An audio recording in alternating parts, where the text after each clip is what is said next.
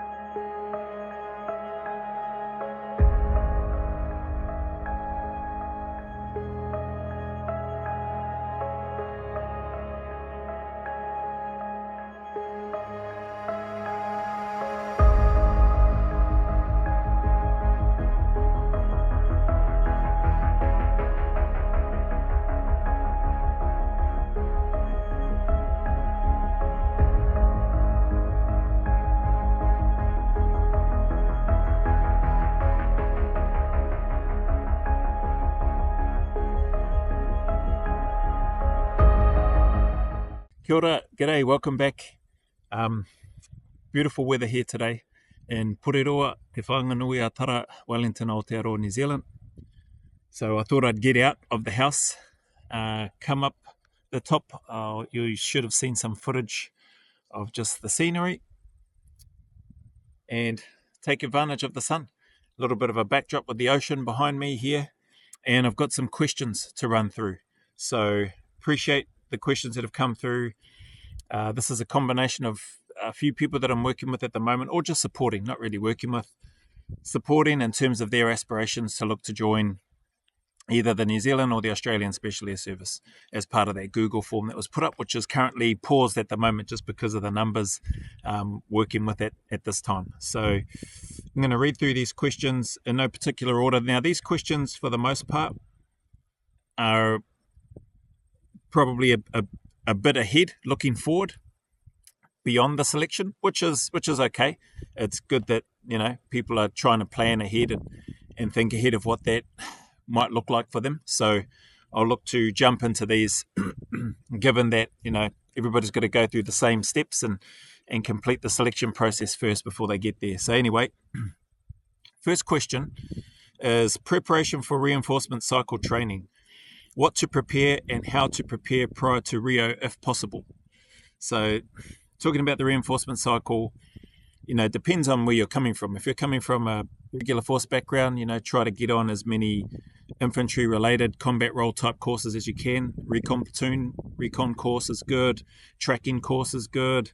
Snipers course is good if you can get onto all of that sort of stuff. Support weapons, heavy weapons. Man, all of that stuff is going to be awesome, So if you can, take advantage of it. If you manage to get onto promotional courses, subject courses in Australia, I think they call them, or junior NCOs courses, if they're still called that in NZ. Look to take advantage of those as well. Get on them, do as well as you can on them, and grab as much skill and stuff as you can. So those types of courses, you'll be exposed to the need to prepare and to deliver orders. So all of that sort of stuff is going to help you. But again, what I'll say is this, is that's not necessary. You don't stress out about needing to do that stuff, right? So it's great if you can get an opportunity to do it. If you don't stress about it. As long as you're a good person, you're proactive, you feel like you can take on board a lot of information, you can do what it is that the instructors ask you to do, the way that they ask you to do it, that's going to serve you really well. And then you can fine-tune and tweak and get on a whole bunch of other courses once you get there. So that's my take on that one. Next one is hardest parts of reinforcement training or the reinforcement cycle. That's a good question. Hardest parts. I think for me, so NZ, everything was hard, right? So everything was hard in the sense that there was a lot of information that I needed to try to take on board and then apply as well as I could. And I was either going to meet the standard or I wasn't. And if you don't meet the standard, you get that tap on the shoulder and it's like, car keats, bro, see you later. So as far as the Australian cycle, and so hardest parts for me was everything, like the parachuting course, the combat survival course, taking in the lessons in terms of the theoretical stuff on the types of interrogation, the CQB, the patrol procedures, just everything was just at another level again, a higher level again of what I had been used to. I wasn't prepared for it. I personally couldn't prepare for it other than just try to be as much of a sponge as I could be and try to take on that and ask questions. So ask questions of the directing staff, and I asked questions of the experienced soldiers who were awesome in New Zealand and in Australia too. But first point in New Zealand, who were awesome at helping me out. Like they really helped me a lot, more than they likely realize. And then other aspects, I needed to pay attention, pull my head and switch my ears on, have my eyes looking. I needed to shut my mouth and just turn my ears and my eyes on and just focus in on what the instructors were saying, how they were saying it, what they wanted done, and then do my best to do it that way. So yeah, that's that piece in terms of around the hardest parts. Everything was hard for me. In Australia, I think I've touched on this, I'd pretty much done every course that we went through on cycle in Australia, I had already done in New Zealand. So as part of the New Zealand cycle, different culture, different ways, some slight differences in terms of how things were expected to be done in Australia. So for me, it wasn't as hard. I'll be honest, it wasn't as hard, not from an arrogant perspective, but because I had a huge advantage. I had a significant advantage compared to those that were being on cycle for their first time. Awesome soldiers. Like I was privileged to be on cycle with some awesome soldiers over there in Australia. Very talented, and they had already done a whole bunch of other training and courses in their own right. Like they had already been through a commando selection course to a number of them, not all of them, a number of them to get to where they were. So they were already aware of some of the types of the SF training mindset courses, because they would have already been exposed to some of that as well. So it wasn't like I was the only one with I suppose, an advantage, so to speak. But I definitely felt like I had a significant advantage uh, in comparison to the majority of those that I was on cycle with because of the training that I had received.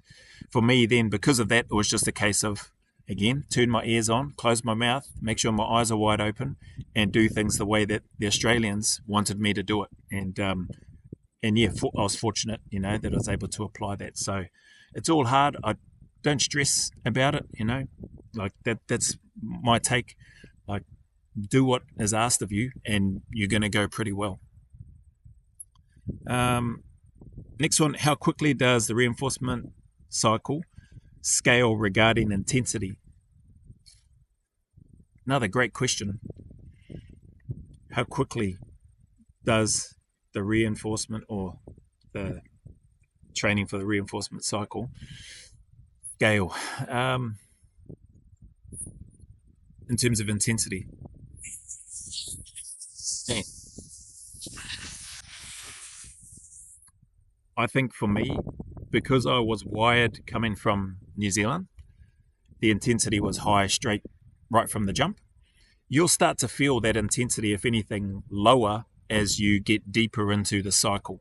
And by deeper, I mean, you're not far away from being badged. That's where you probably start to feel the intensity lessen slightly. It's still not a guarantee, but if you've been performing reasonably well, you will start to notice some, at least in Australia, some traits and communication with staff that is maybe a little bit more relaxed, a little bit more friendlier, if that makes sense.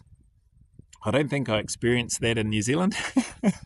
I think it was always intense and on edge, and I'd already heard the stories of people that had been at the 11th hour not received their beret, and I happened to fall into that category with those that I'd heard stories about, and unfortunately I become one of those statistics in the New Zealand unit as well, never making it into the actual unit because I didn't get badged on the day. So the day before I got the heads up, and the rest is history. So the intensity, I think it's best, this is just my take, my 2 cents, I think it's always good to approach it with a real strong sense of urgency throughout your whole cycle. And I think if you apply and adopt that mindset, having a real sense of urgency when you need to move, move with a purpose. Don't just dawdle or blink and think she'll be right, mate, and everything, and just coast along, because that will be spotted and that likely won't go down very well for the individual. So treat the intensity high right from the jump is what I would say. When did I notice it scale? I don't think I personally recognized a significant increase. I just knew that the expectation was be urgent about things, move with purpose, listen and follow instructions, keep your mouth closed and do as you're told. And so that sort of frame of mind that I was in definitely helped me. So hopefully that helps with that question. Probably not the greatest answer, but anyway, that's what I've got right now. Flying by the seat of my pants. I've got my other phone, which has got those questions and stuff on it. So, what are you being assessed on during the Rio? So reinforcement cycle, what are you being assessed on? Man, everything that you're assessed on during selection. So, your dress and bearing, your communication, your ability to take on board a lot of information and apply what's been instructed or shared with you, delivered to you in the way that it's been delivered, to apply it as per those instructions. Are you a good person? Do you interact well with your team? Can you lead? When you're given tasks and instructions to give to your team, can you lead them? Have you got good basic soldiering skills? Can you be developed and trained to improve and enhance those basics to the next level required to serve as an operator? Can you, have that tactical and strategic thinking? Can you think outside the box? There's all of that stuff is important. Can you not only lead, but can you follow? Can you follow well? When you are leading, do you, Do you feel like it has to be your way or the highway? Or are you open to, and can you be humble enough to take feedback and adapt your plan if you're the person in charge based on what somebody else in your team has shared? Or will you take that as an attack against your leadership, and will you take it as though you feel like they're undermining you? Will you be honest and have integrity? I've talked about this in some other videos. When your mate is getting reamed out for something that he didn't do because you did it, will you have the courage to speak up and say, sorry, staff, that was me. I did that. I was the first person through the door that you're talking about there. Sorry about that. That's me. If what I did was wrong, it wasn't this guy, it wasn't that guy, that was me. So can you take ownership of that stuff? And again, as basic and as simple as it may sound, are you a good person? Like, do your teammates trust you? Do they want to go to war with you? Do the instructors that are there, because they're the ones assessing you, training you, giving you this feedback and the tools to use, they're looking at all those same things. Can I trust this person? Do I want to be in the same team as this person? Will they have my back? So hopefully that helps. There's a heck of a lot, man, in terms of what are you being assessed on in the reinforcement cycle. And it's, put it this way, it's all the same things that you're being assessed on during selection. So if you can hold on to those same characteristic traits that are uncovered and unmasked, for want of a better term, during the selection, and you can continue to do that during the cycle, bearing in mind you're not going to be sleep deprived and food deprived, and there'll still be work and stuff to do. There may be certain courses where you'll have sleep deprivation and food deprivation, but not to the same, it won't be the same in terms of that selection course that you're doing at that time. And if your characteristic traits have seen you through selection for the most part, typically you should do pretty well during the cycle if you're consistent and do the same. If you are a Dr. Jekyll and Mr. Hyde, like completely different people by the time you finish selection and go on cycle, well, that's going to be observed too. And you probably get that tap on the shoulder, come over here, mate, and see that bus over there? Grab your gear and get on it. So that's my take on that in terms of what are you being assessed on during the Rio. Hopefully that helps. What's the regiment's highest priority or expectations from the Rios during this period? Great question. Highest priority or expectations from the Rios? Like, do what's asked. Complete the training and pass the training well. Like, all the training and tools that you have been taught when you do the parachuting and you go over to PTSU, whether that's on the East Coast in Australia or up in Auckland, wherever you are, or whatever the term is that they call it these days, parachute training support unit or whatever the case might be. Pay attention, follow the instructions, do it, because the way that you're taught, that's how you need to do it, and those drills and techniques will save your life, will keep you safe, will enable you to be able to function and do the job well. So highest priorities, expectations, complete every course to the highest possible standard that you can and pass. That's the expectation, is that you pass. You need to pass all the courses if you want to progress. If you don't, you're not progressing. You may get a retest, and if you don't pass that retest, well then they don't have the time to keep going over and over and over and over again with you until you pass. So there is a condensed time frame. There is expectations and requirements within every single course during the cycle. And the requirement and expectation is that you close your mouth, turn your eyes and ears on, listen and follow instructions and do what you're told, and pass well. Hopefully that helps. Next one, the reinforcement training is 18 months long. So this one is in relation to, I think, the Australian reinforcement cycle.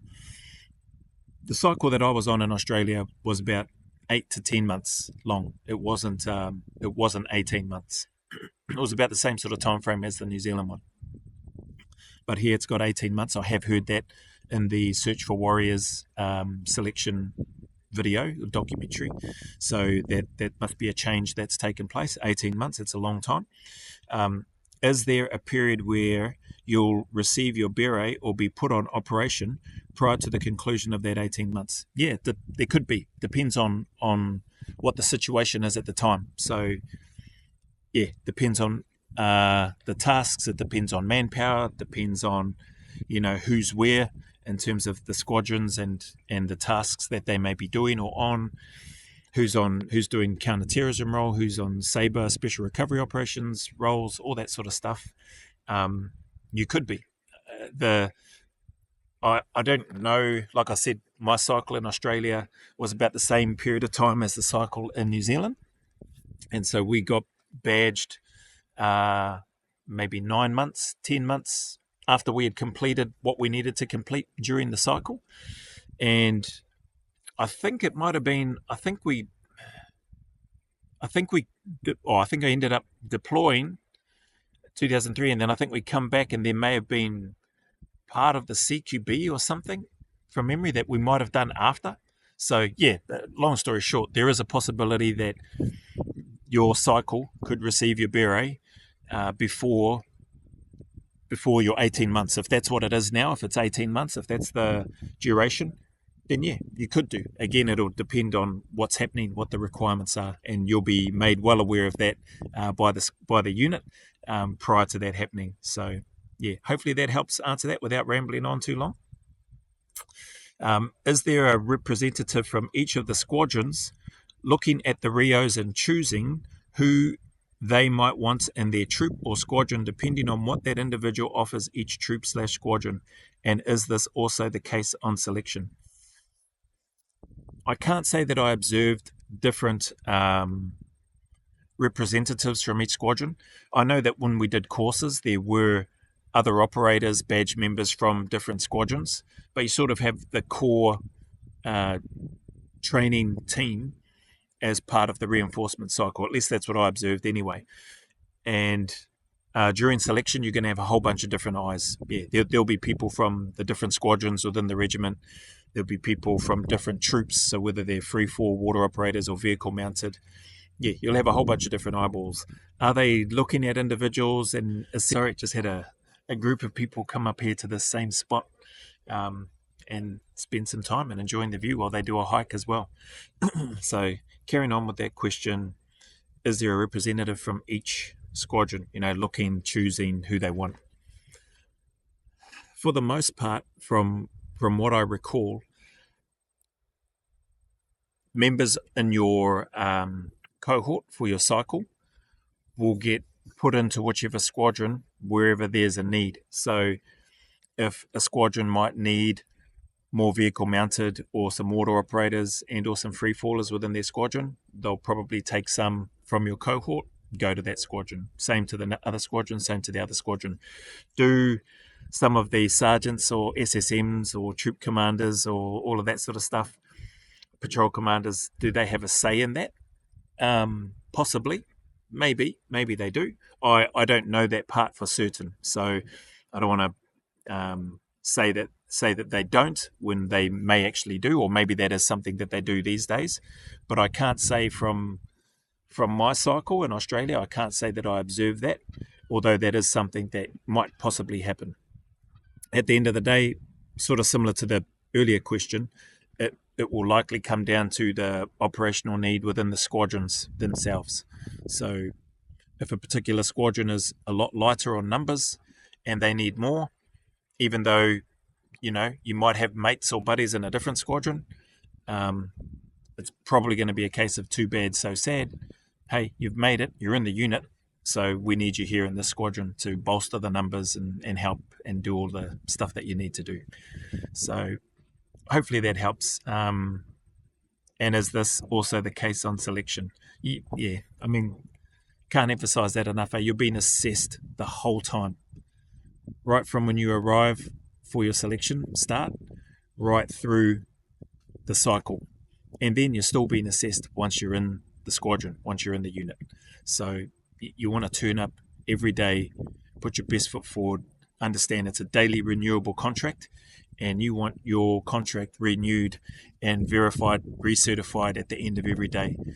Not in an official sense, but leaving each day knowing that you did a good job that day, knowing that you did as well as you could, you learnt, and the things that you could have improved or done better, you've taken that on board, and that's what you're looking to do going forward. So, yeah, hopefully that helps. Geez, a few questions here, so I'm going to use this time while the weather's good and just whack it all into one video. Operations and squadron life, or these people, I should, are definitely looking well ahead. I mean, there's nothing wrong with that. I mean, they get an opportunity to just get my 2 cents take, which maybe I should have mentioned that at the start. Maybe I'll put this at the start, which may be very outdated, right? So things change, times have changed, and all I'm giving here is my 2 cents. So you might end up getting there to all these things and go, this is nothing like what he said. So anyway, we'll crack on. Operations and squadron life. What is the operational tempo like for troopers? Average deployed days per annum. Again, that really depends. So being in close contact with guys that were right in the thick of it, especially with the global war on terror and Afghanistan in particular, man, I saw guys coming back that were really feeling burnt out, feeling really jaded. They love the unit, they love the job, they love the guys that they're with, don't get me wrong, but just that revolving door that they were in, limited time at home, not really a lot of time to recharge, refresh before going back. Now, don't get me wrong, operators join because we want to be utilised, we want to be deployed, but you do notice some things in your mates when they come back, and you see how jaded they are, because I was out of the unit by then, so I missed all those evolutions and cycles and tours over in Afghanistan.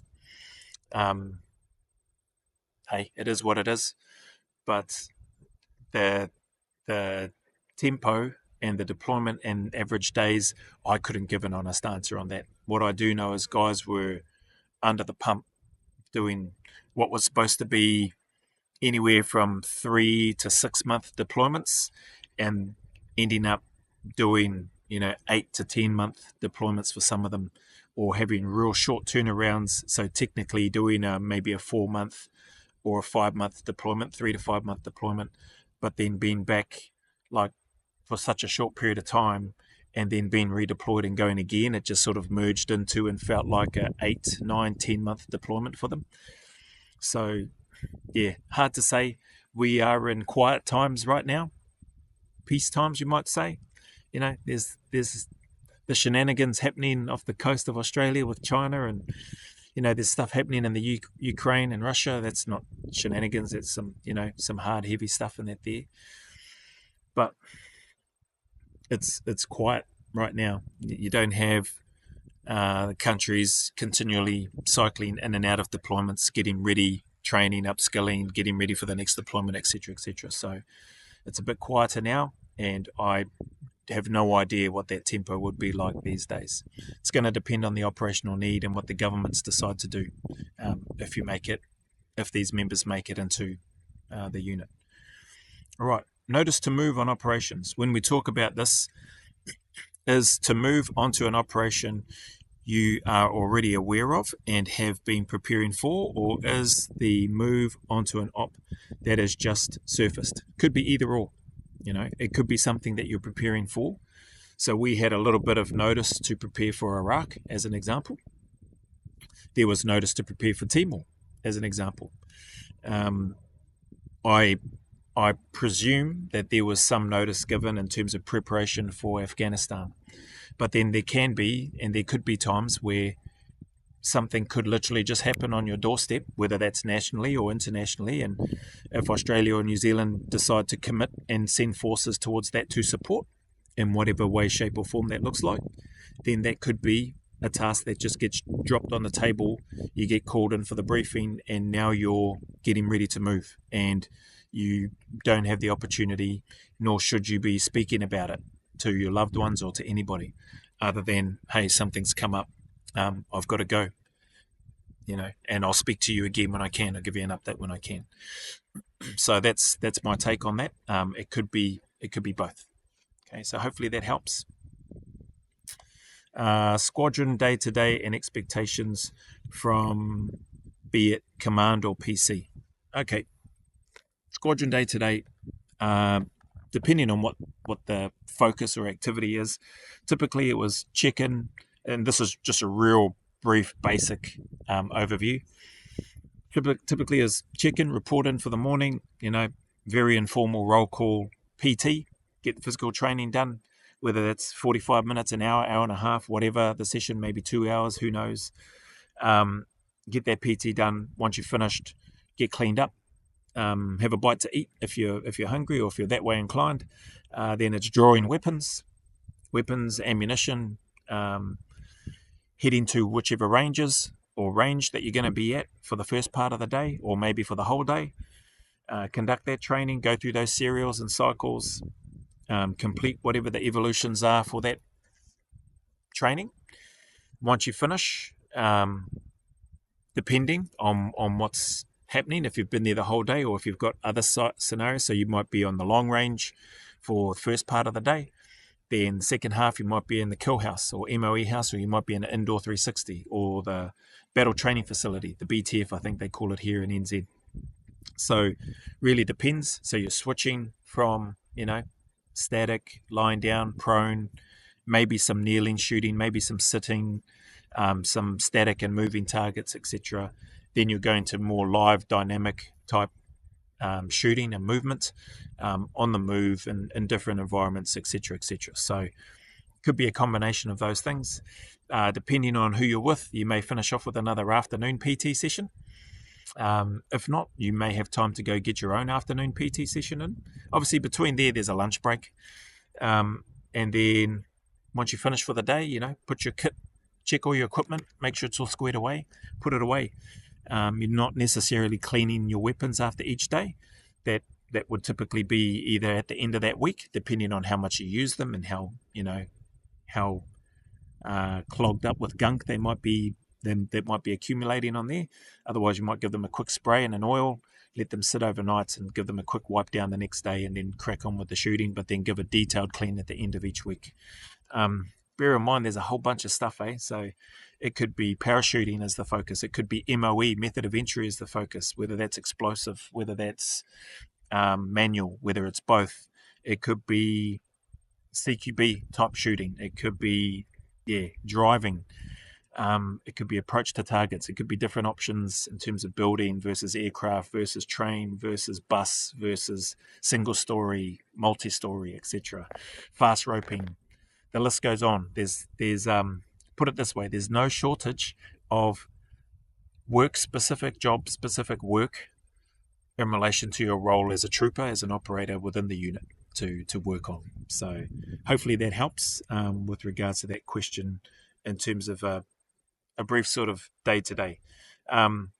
Expectations is that you do the jobs well. So that expectation is always there. But if you've made it that far and you're in the unit, your own self-drive and expectation is that you do the job well. You do every task well. Your kit is squared away, ready to go every single time.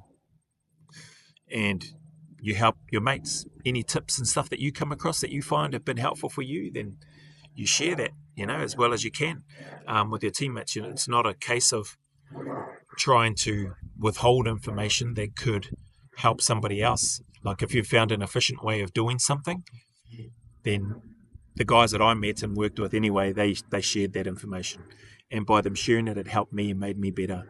And if I found another little tweak to something, then I would do my best to share that information as well. I do this when I'm using the shotgun, or when I'm drawing it, or when I draw my pistol, or whatever the case might be. Or I find this sling set up for my weapon is really helpful because it gives me the mobility to use it in these certain configurations, whatever that might be.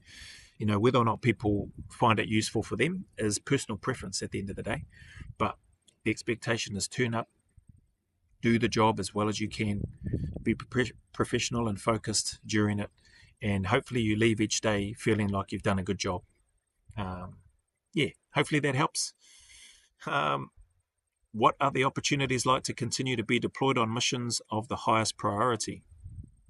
What are the opportunities like? Opportunities are there, absolutely. Like if you're a good operator, the opportunities are there. Like it's recognized by your peers. I feel anyway, you develop an awareness of how well you're performing within your troop, within your squadron, and within yourself. You know if you're performing well. Does that mean you'll get on every good job or good course or long look exchange or trip overseas or whatever? No, it doesn't. Like, you have to understand there are many people within the unit that have got, like, they're at the top of their game, like highly skilled, highly driven, highly motivated, just really good people, and very, very capable and competent and confident people. So, you're in competition always with other guys that are equally as skilled, and if not, and in most cases, more skilled and knowledgeable than yourself. At least in my case, anyway, that was the case. So you put your best foot forward all the time, and when those opportunities come up, grab them with both hands and run with them.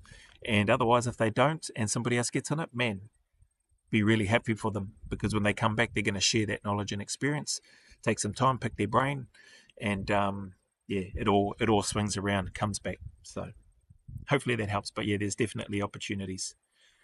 um, I understand there's various specialities in the regiment. Is this something you'll need to screen for? um, Possibly, depends on what they do now. I know for me in Australia, we were asked to put down our two options, our preferred option and then our second. So for me, I actually put down water first as my first option. And then I put down, no, I didn't. I put down vehicle mounted first as my first option. And I put down water operator as my second. No, not because I was scared of falling out of a plane, in terms of those free fallers out there. But yeah, I put down vehicle mounted first as my first option in Australia, and then I put down water operator as my second option. Also, I then put down medic as my first option, and yeah, the only other option was SIG in terms of utilization skills wise within a troop within my team. And I was fortunate. I was one of the fortunate ones. I got my first option in both in Australia. So I went to VM. I was like, awesome. And then I got the medics course, patrol medics course, which I thought was awesome as well. I really struggled with that initially, and it took me, I had some conversations with some staff that were genuine about trying to help me, but also held me to account in terms of what I needed to perform better on and what I needed to do. And so it meant I needed to pull my finger out, and I needed to study harder, and I needed to ask questions, and I needed to ask for extra tutoring and help, which those staff in that there were awesome. They were willing to do that, and even my teammates, they were willing to help in that as well. So but yeah, it was awesome, and it served me well, that training. So I was one of the fortunate ones. Other guys got their second option just because of what the need was. So some guys that had water down as their second option, and may have had free fall as their first, didn't get their first option. They got put in water instead. So again, it comes down to what the squadron needs, and they're going to make that call based on what those needs are. So that's that first bit of the question. The other part was, rather, are there other selections internal to the regiment which you'll have to undertake to be considered for a certain team or speciality, akin to, say, screening for green team, dev crew, and the SEALs? Yeah, I mean, if you want to be a free faller, so in the squadron that I was in at the time, one squadron, A troop was the free fall troop specialist team in free fall operations. I would have to do the free fall course and any other continuation training to be considered for a free fall insertion, especially with a free fall team. Same with the water. I'd have to complete that water operations course to be considered for dive operations or insertions via that route with the water-based operators. So yeah, that's the, hopefully that helps answer that question. But there's a whole bunch of stuff. There's forward air controller courses that you could look to get onto, and you may end up getting on a trip over to America to conduct those courses. There's long look courses to go over to the UK, spend 6 months to a year to 2 years over there embedded with that unit and serving, training if they deploy, and if you're with them, fortunate enough to deploy with them, then deploy with them There's a whole bunch of things. There are some other courses. I've intentionally not spoken about this. There's a group within, at least in Australia, the unit that, from what I understood, was for the much more seasoned, experienced operators who do some other sneaky stuff, nationally and internationally. So I won't mention the name of what they were referred to during my time there. That's not my place, and I haven't heard that mentioned on any other videos out there. If there had been, I probably would say it, but I haven't come across any, so I'm not going to share that. But yeah, there's definitely courses within the regiment in Australia. There probably is in New Zealand as well, I don't know. Highly likely there is, and from what I've heard, there is in 2 SAS as well. But again, I can't speak for those. But I know that there are some additional training courses and opportunities within SASR. Let's put it that way. And then the last question. What are the opportunities to be operational in a city other than Perth? What are the opportunities to be operational in a city other than Perth? Great question. I think some of that is probably in line with the question that I just answered vaguely just before this one about those other more seasoned operators, experienced operators, etc., that do some other stuff. They can still do all the core stuff, but they do some other stuff as well. And there is opportunity whereby they may be based or posted, put it that way, in another part of the country. But as far as just run-of-the-mill trooper like I was, unless things have changed, my experience was, you're based in Perth, so you need to be in Perth. That's where the headquarters is. That's where you turn up for work each day. That's where you are. So unless you go further down the chain and you end up in another part within the regiment, over in Australia at least as an example, then you may have other opportunities to be posted elsewhere or in another city within Australia. But even then, again, I don't know the details of that, exactly what the type of work is that they were involved in, that other team within the team, let's say. So yeah, wish I had a better answer for you. Wish I had better answers for you on everything that I've shared, to be honest, but hopefully you get something out of it. Like I said, a lot may have changed, and a lot has changed, no doubt, there with the unit. So I'm just sharing my 2 cents experiences off the cuff based on the questions that we've got here, taking advantage of this beautiful weather and this location where I am, somewhere different. And so I hope that it helps. But that last one, you'd be based in Perth. You need a upsticks shift, lift and shift, and settle into Perth life, which I loved. My family loved it as well. And enjoy the job, enjoy the work, take advantage of it, make the most of it. Be better than I was, which isn't going to be hard. Just embrace everything, even the crappy courses which I didn't like. So there's a video coming up where I talk about don't be like me in that video. So keep an eye out for that one. Or I think I called it why you don't want to be like me. So anyway, appreciate your time. Appreciate all of those that have asked these, really forward-looking questions. But I appreciate it and appreciate the support of this channel. Thank you all very much. As always, anybody going through any difficulties, challenges, trials, struggles, hardships, misery, dark times, know that you're not alone. You're not alone. Everybody's going through stuff. I can't repeat that enough. Everybody is going through challenges. I don't care who they are. They may be not the same in comparison to yours or mine or other people's, but I 100% guarantee they've got some stuff that they're trying to navigate and work through, stuff that either keeps them up or wakes them up at night, stuff that we're not proud of, stuff that we wish we could do better at, stuff that we're struggling with and trying to do better at every single day. So you're not alone. Some of you have experienced tragic loss in your families, and I wish I had the words to be able to ease that pain and that suffering for those that are going through those dark times. But all I can say and share, and what has helped me and what has worked for me over the years, is just consistency and discipline to keep turning up, to just turn up as miserable as it is, and to just stay in the fight. Keep putting one foot in front of the other. Know and trust that if you stay consistent and disciplined, good things are going to happen. The sun will shine again, just like it is shining right now. Those dark, dreary days won't last forever. It is only temporary, and you will be stronger and more capable than you realized. And you are more capable and stronger than you realize even now. So keep turning up, keep staying in the fight. Remember, go always a little further. Who dares wins, and who cares wins. Because as long as you care about what it is that you're doing, what it is that you're fighting for, what it is that you're preparing for, what it is that you continue to turn up for, with that care, you'll come out on top, you'll win. So stay in it, don't give up, don't quit. All right?